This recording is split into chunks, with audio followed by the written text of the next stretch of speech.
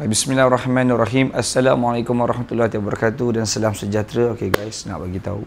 InsyaAllah kita punya press conference yang di mana final press conference kita untuk event 6 dan 7 Disember ni akan berlangsung pada 1 November 2025 yang di mana lokasinya di Media Prima, Balai Berita Bangsa. Jadi guys, kepada semua yang berminat nak lihat fighter-fighter Malaysia, local fighter, international fighter, fighter from Indian, from Thailand dan juga from Indonesia, semua akan hadir pada press conference ini sebanyak ni 54 orang fighter yang akan datang, dan kita punya Kapten Malaysia Datuk Adiputra dan juga Kapten Indonesia kita adalah Abang Rudy Golden Boy.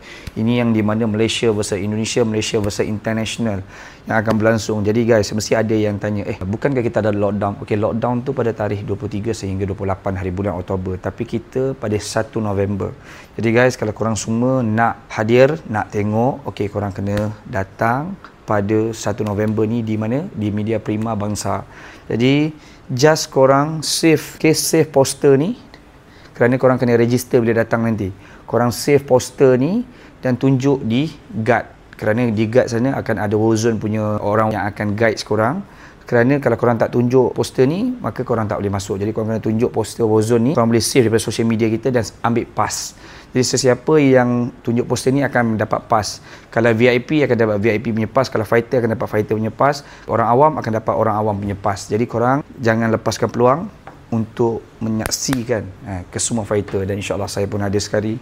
Ramai lagi fighter-fighter daripada international pun akan datang. Jadi kita akan tengok macam mana kehebatan Warzone World Championship collaboration dengan Baku Hantam dan juga Sok Pau. Jadi insyaAllah, dan juga kita juga tak lupa pada all our sponsor, Pain, Redizen Putrajaya, ramai lagi sponsor-sponsor kita. Jadi insyaAllah, jadi guys, jangan lepaskan peluang untuk hadir pada press conference, kerana press conference ini korang akan lihat macam mana berprestige antarabangsa yang dilakukan oleh Warzone World Championship. Jadi jangan lepaskan peluang untuk bertemu dengan semua fighter yang bertaraf bintang dunia. Jadi insyaAllah, jadi guys, jumpa anda pada 1 November pada pukul 6 petang. Event dah gempak dah ni, fighter dah gempak, jangan PPV hancur.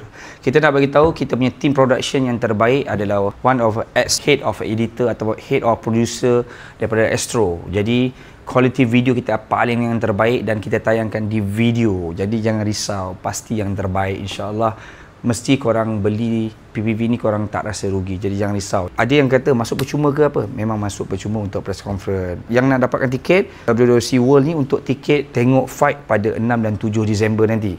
Jadi bagi untuk mendapatkan tiket PPV, korang boleh pergi kepada apps video punya application yang tu nanti pada hari events kita akan jelaskan macam mana cara pembelian tiket untuk datang ke Stadium Night Arena dan juga bagaimana korang nak menonton dari segi PPV. Jadi apa pun guys, jumpa anda pada 1 November 2025 di Media Prima Balai Berita Bangsa. Okey guys, Assalamualaikum.